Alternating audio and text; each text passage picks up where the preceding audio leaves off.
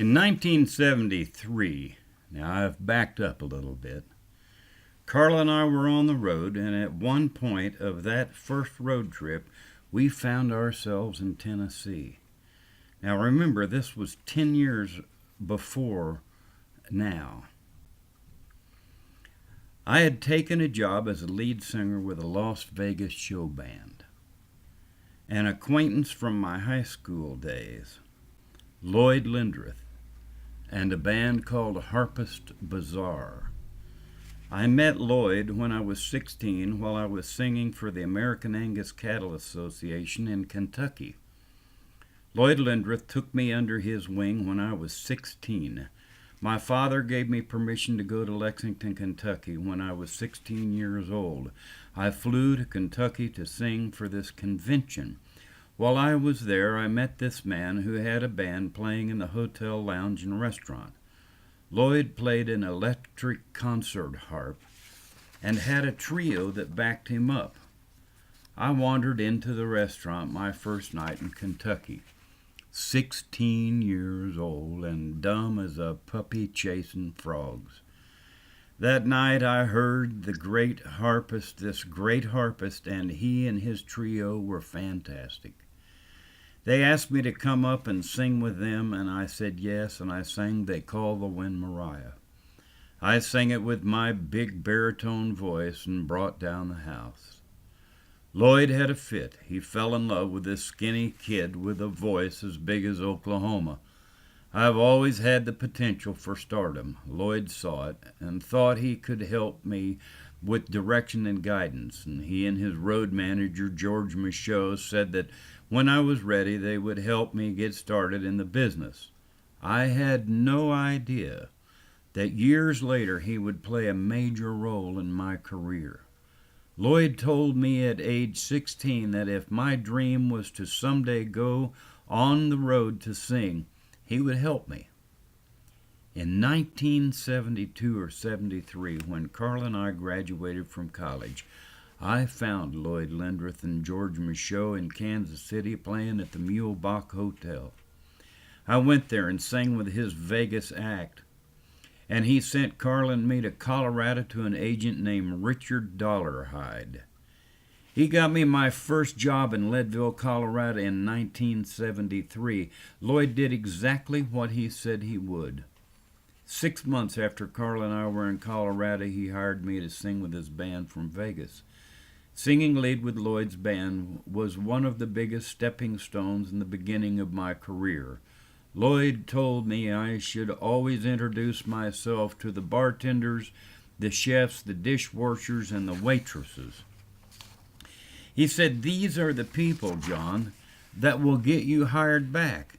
The boss likes it when his staff is happy with the entertainer." He also taught me to play till the end of the night, even if it's slow.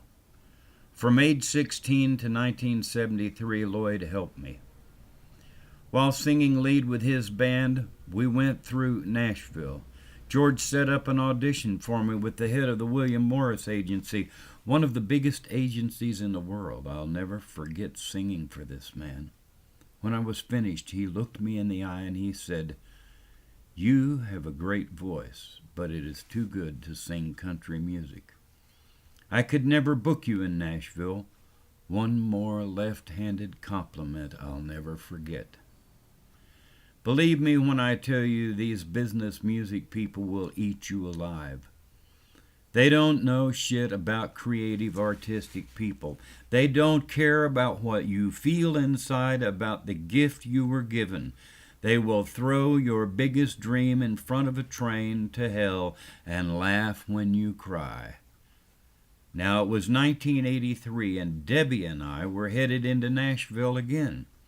This time I'd been on the road for 10 years and knew who I was. I was Mountain John Hilligoss, poet, songwriter, entertainer, troubadour, lover, drinker, bearded, crazy, professional, singing fool.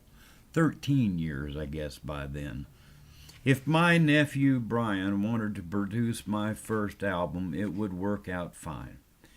I was strong in my identity. Most singers aren't. I like doing what I do, and I am not looking for a deal to change my identity. I won't cut my beard or wear Porter Wagner sequin suits.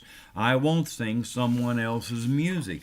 I write my own, and I am proud of these songs, and I'll sing a standard if it's something that relates to my soul. In other words, take me as the untouched pearl I am, or leave me alone. I don't need a manager. I don't need to hire someone who is a marketing expert. I do need to hire someone who is a marketing expert. Sorry about that, folks. Marketing and distributions are the most important.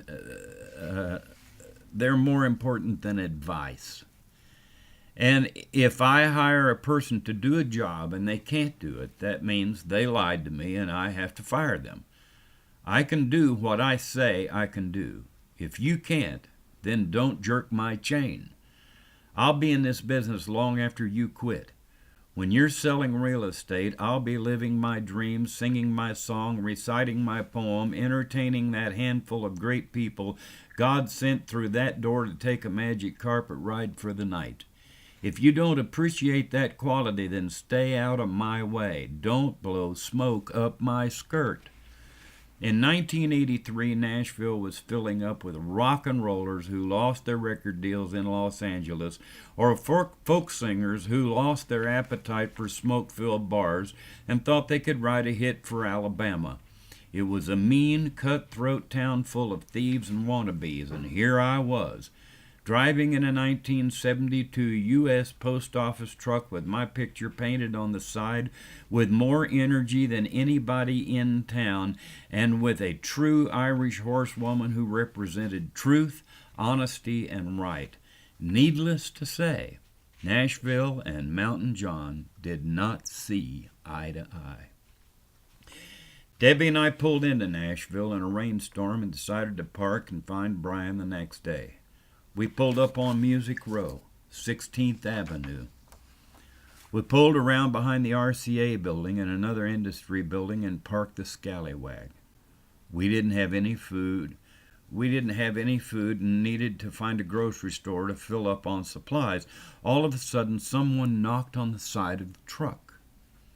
I had the window partway down and turned and thought I saw Chris Christopherson, but it wasn't.